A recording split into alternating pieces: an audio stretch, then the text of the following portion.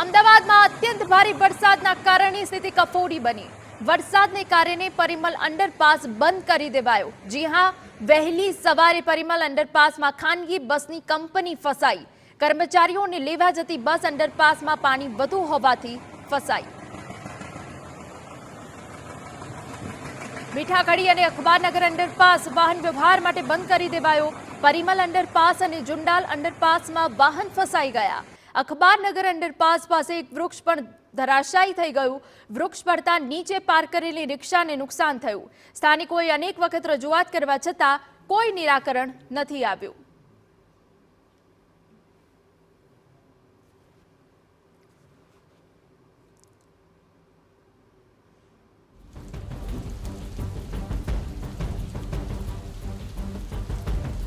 અમદાવાદમાં ગઈકાલ રાતથી જે મોડી રાતથી ભારે વરસાદ વરસ્યો છે અને શહેરના અલગ અલગ વિસ્તારોમાં છે પાણી ભરાવાની પરિસ્થિતિ છે તે સર્જાઈ છે। આપ દ્રશ્યોમાં જોઈ શકો છો અત્યારે કે જે રીતે અખબારનગર અંડરપાસ છે તે બંધ થઈ ગયો છે અને તેને અત્યારે પાણી ઉકેલવાની અને સાફ સફાઈ કરવાની કામગીરી છે તે કરવામાં આવી છે। કોર્પોરેશનના જે કર્મચારીઓ છે તેઓ પણ અહીં જે કામગીરી છે તેમાં લાગ્યા છે, પરંતુ જે રીતે શહેરના અલગ અલગ મીઠાખડી અંડરપાસ હોય, અખબારનગર અંડરપાસ હોય, ત્યાં થોડા જ વરસાદની અંદર છે પાણી ભરાવાની પરિસ્થિતિ છે તે સર્જાઈ છે। સ્થાનિકો આપણી સાથે છે, એમની સાથે વાત કરીએ। ભાઈ, તમે અહીં રહ્યો છો, શું પરિસ્થિતિ દર વખતે હોય? અહીંયા દર વખત હું નજીકમાં જ રહું છું, પણ દર સાલ ચોમાસામાં થોડોક બી વરસાદ પડે છે અને આ બંધ થઈ જાય છે દર વખત।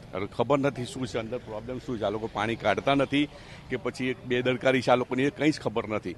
થોડોક વરસાદ પડે પ્રોબ્લેમ થઈ જાય છે। ગ્રાહકોને આ ટ્રાવેલર્સને કેટલી તકલીફ પડે ને એ લોકોને કંઈ ખ્યાલ જ નથી આવતો, અને આના માટે કોર્પોરેશને કંઈ કરવું વિતાવે છે એકચ્યુઅલી ટુ બી વેરી। અન્ય વ્યક્તિ છે, કાકા શું કહેશો, ક્યાં રહ્યો છો અને શું દર વખતે પરિસ્થિતિ શું છે? દર વખતે આ જ પરિસ્થિતિ છે થોડા વરસાદમાં।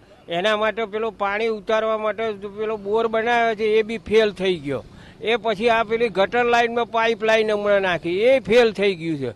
કશું ખઈ કરતા જ નહીં। આ જો ઝાડ પડી ગયું, પેલું રિક્ષાએ દબાઈ ગઈ છે, કોઈ હજી એને જોવા નથી આવ્યું। રાતના 3 વાગ્યાનું ઝાડ ને પડ્યું છે। તો બિલકુલ જે રીતના હું ફરીથી દ્રશ્યો બતાવવા માંગીશ કે અખબારનગરનો અંડરપાસ છે એ બંધ થઈ ગયો છે। જોકે ફરીથી તમામ જે વાહનોની અવરજવર તે કાર્યરત થાય તેને લઈને કોર્પોરેશનની ટીમ છે તે અહીં પહોંચી છે અને અહીં કામગીરી હાથ ધરવામાં આવી છે, પરંતુ શહેરના અલગ અલગ વિસ્તારોમાં થોડા જ વરસાદની અંદર છે આ પરિસ્થિતિ સર્જાઈ છે અને જેને કારણે લોકોને છે તે પારાવાર મુશ્કેલીનો સામનો છે તે કરવો પડી રહ્યો છે। કેમેરા પર્સન વિવેક ઠાકોર સાથે હરીન માત્રાવાડિયા, TV9। પવન સાથે મેઘરાજાએ અમદાવાદ રિસ્તરનું ધમરોડ્યું। અમદાવાદમાં સવારે 6 વાગ્યા સુધીનો કુલ 3.5 ઇંચથી વધુનો વરસાદ પડ્યો છે।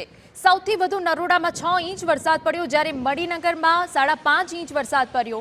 ઓઢવ, ગોતા અને સાયન્સ સિટીમાં 4 ઇંચ વરસાદ પડ્યો છે। ઉસ્માનપુરા, બોડકદેવ અને મેમકોમાં 3.5 ઇંચ જેટલો વરસાદ પડ્યો।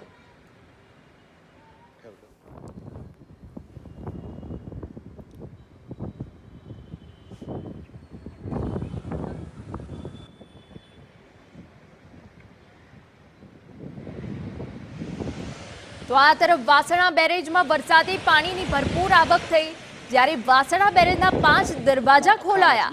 વાસણા બેરેજના 3 દરવાજા 2 ફૂટ ખોલાયા। વાસણા બેરેજનો 1 દરવાજો 2.5 ફૂટ ખોલાયો હોવાની વિગતો છે, જ્યારે વાસણા બેરેજનો 1 દરવાજો 1.5 ફૂટ ખોલાયો।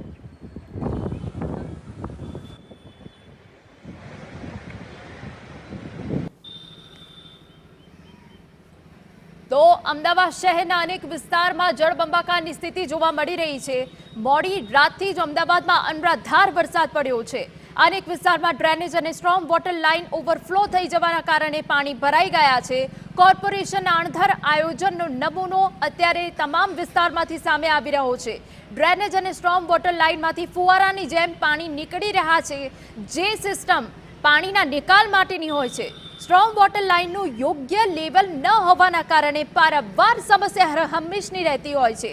નવી લાઇનો નાખતી વખતે લેવલિંગનું ધ્યાન રાખવામાં નથી આવતું, જેના કારણે અમદાવાદ શહેરમાં 3.5 ઇંચ કે 4 વરસાદમાં જ અનેક વિસ્તારોની આ સ્થિતિ થઈ ગઈ છે। અને જ વિસ્તારમાં જે ડ્રેનેજ અને સ્ટ્રોમ વોટર લાઇન છે કે જે ઓવરફ્લો થઈ ગઈ છે, તેનું પાણી ફુવારાની જેમ બહાર આવી રહ્યું છે। એક તરફ અનેક વિસ્તારો એવા છે કે જે બેટમાં ફેરવાઈ ગયા છે, નીચાણવાળા વિસ્તારો પાણીમાં ગરકાવ થઈ ગયા છે। આપને અલગ અલગ તસવીરો પણ અમે બતાવી રહ્યા છીએ।